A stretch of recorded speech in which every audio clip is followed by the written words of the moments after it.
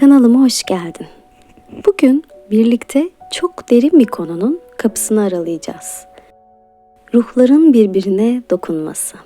Hiç tanımadığın birinin gözlerine bakarken sanki onu yıllardır tanıyormuş gibi hissettin mi? Ya da birini düşünürken tam o anda senden haber aldı mı?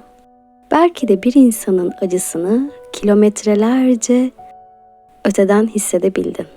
İşte o anlarda ruhların görünmeyen düzlemde birbirine temas ettiğine inanılır. Beden uzak olabilir ama ruhun sınırı yoktur.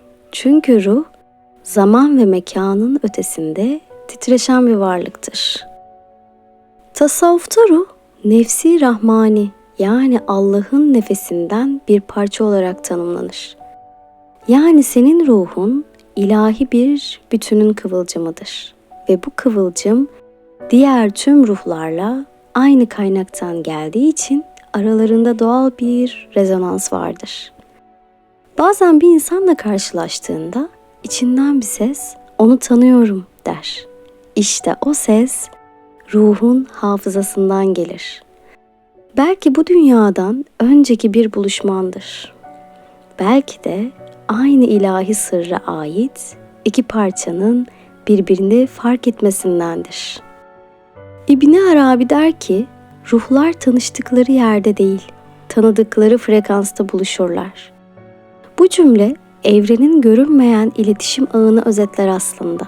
Çünkü ruhlar kelimelerle değil, enerjiyle, niyetle, saf hissedişle konuşur. Ve bu konuşma sessizdir. Ama duyan kalpler için çok gürültülüdür. Modern bilim, özellikle kuantum alan teorisi ve bilinç araştırmaları bu görünmeyen iletişimin izlerini sürüyor. Roger Penrose ve Sigurd Hemeroff'un orkestralı objektif indirgeme teorisi, bilincin kuantum seviyesinde titreşen bir enerji olduğunu öne sürer. Yani düşüncelerimiz, duygularımız ve niyetlerimiz yalnızca beynimizde değil, evrenin enerjik alanında da yankı bulur. Bu durumda biriyle ruh bağı hissettiğinde aslında frekanslarınız birbirleriyle senkronize oluyordur. Tıpkı iki müzik notasının birbirini tamamlaması gibi. Biri titreştiğinde diğeri de yanıt verir. Tasavvuf bunu şöyle açıklar. Kalp, kalbi çağırır. Aynı makamda olanlar birbirini bulur. Tasavvufi ve ruhsal öğretilerde ruhlar arasındaki iletişimin 3 ana düzeyi olduğuna inanılır. Birincisi enerji düzeyi yani frekans bağı. Bu birbirini hiç tanımayan ama enerjileri uyumlu olan insanların çekim hissetmesidir.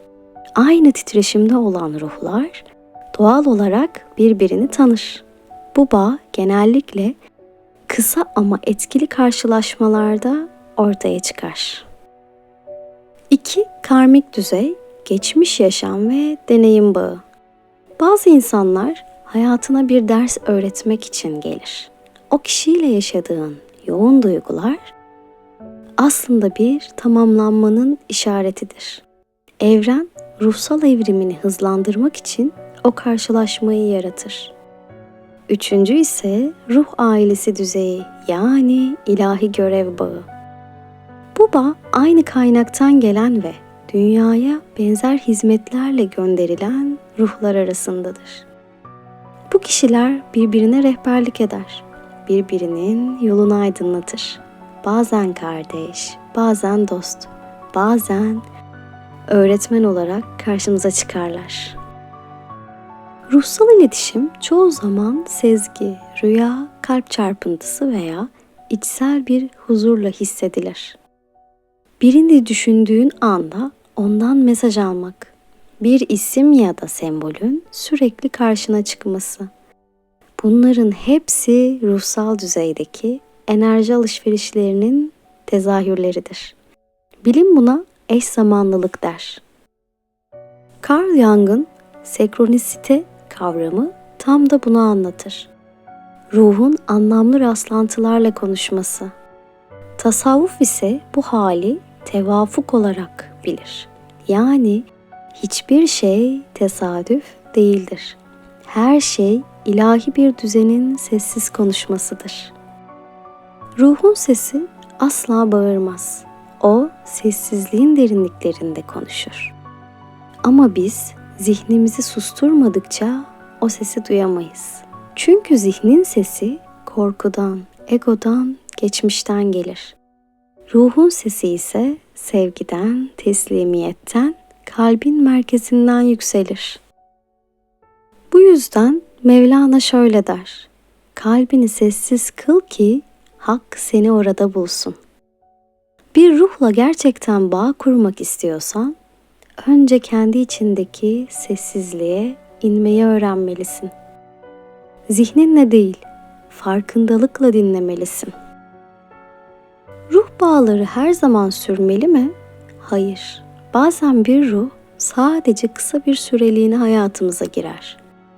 Bize bir şeyi hatırlatır, bir kapıyı aralar. Sonra gider. Ve biz o gidişi kayıp zannederiz. Oysa o bir tamamlanmadır.